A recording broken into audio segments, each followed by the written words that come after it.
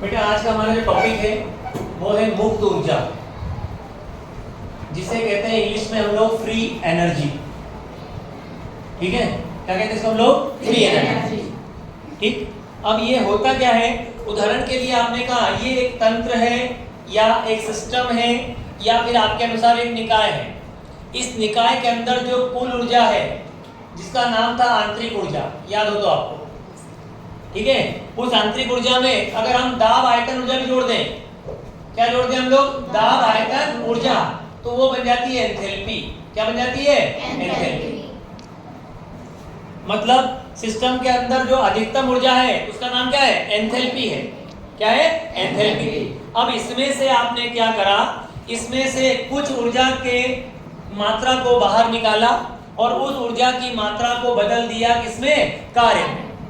बदला काय में? कार्य में। जैसा उदाहरण मैंने अभी आपको दिया कि एक व्यक्ति के पास 100 रुपए का नोट है, मतलब कुल ऊर्जा कितनी उसकी? 100। बाजार गया, वहां उसने क्या खरीदे? केले।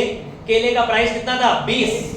तो 100 में से कितनी ऊर्जा को काम में खर्च किया गया है? 20 को। तो 20 क्या कहलाएगी उसकी? मुक्त ऊर्जा। क्या कहलाएगी उसकी? मुक्त ऊर्जा। समझे आप लोग? अब आगे देखो, इसे कैपिटल जी द्वारा दर्शाते हैं। इसे कैपिटल जी द्वारा दर्शाते हैं। इसका सूत्र लिखते हैं बेटा। जी बराबर क्या होता है? जी बराबर होता है H माइनस TS, जहां G कहलाता है मुक्त ऊर्जा, H कहलाता है एंथैल्पी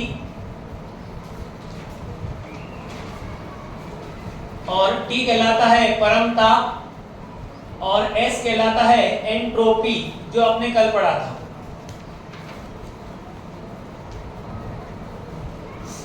एंट्रोपी।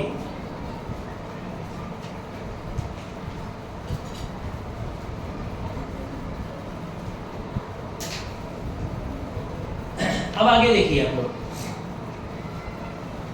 आगे क्या किया गया? हमें गिब्स हेल्महोल्ट्ज समीकरण की स्थापना करना है बेटा। गिब्स हेल्महोल्ट्ज समीकरण की क्या करना है? स्थापना करने के लिए आपने मान लिया, माना कि एक निकाय की प्रारंभिक अवस्था में, मान लिया जाए एक निकाय है जिसकी प्रारंभिक अवस्था में आपने मान लिया मुक्त ऊर्जा का मान कितना मान लिया बेटा? अपन ने G1, एंथैल्पी का मान कितना मान लिया? H1। इसके बाद में एंट्रोपी का मान, किसका मान? एंट्रोपी का कितना मान लिया? S1। और ताप व दाब का मान नियत है। ताप दाब क्या है बेटा आपका? नियत। नियत का मतलब स्थिर है।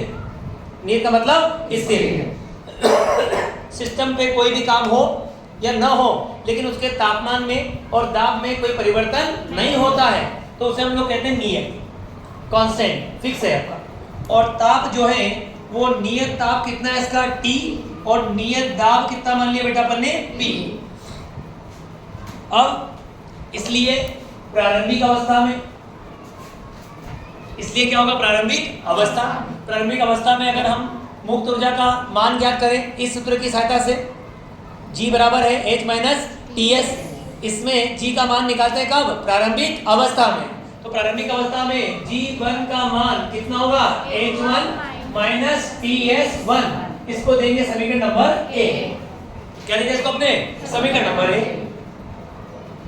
अब निकाय पर कार्य किया गया हो या निकाय द्वारा कार्य किया गया हो, निकाय पर कार्य किया या निकाय द्वारा कार्य किया, कैसे किया?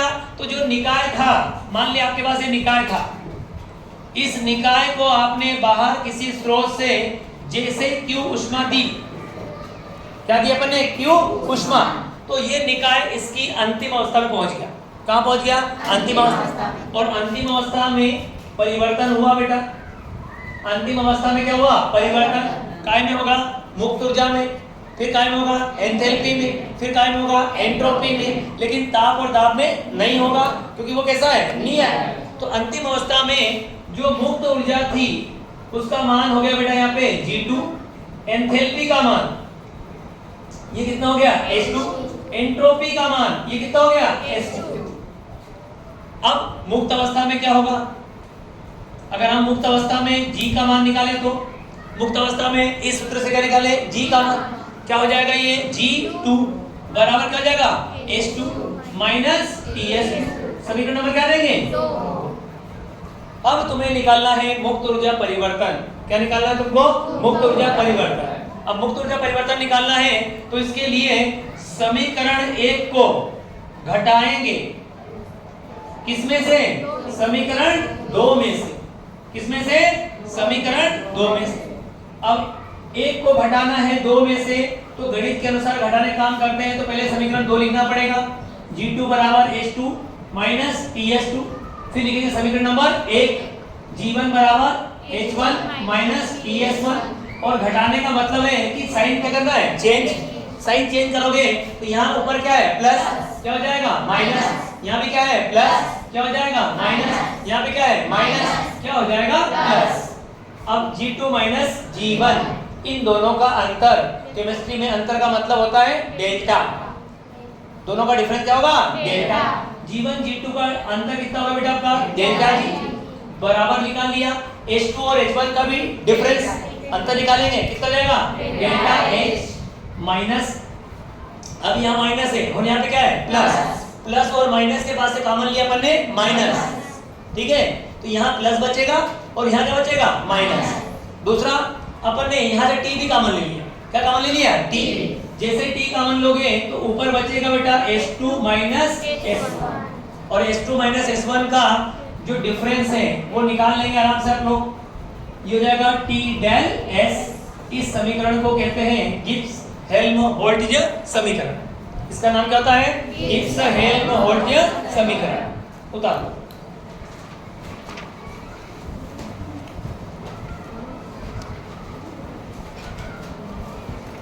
Thank you.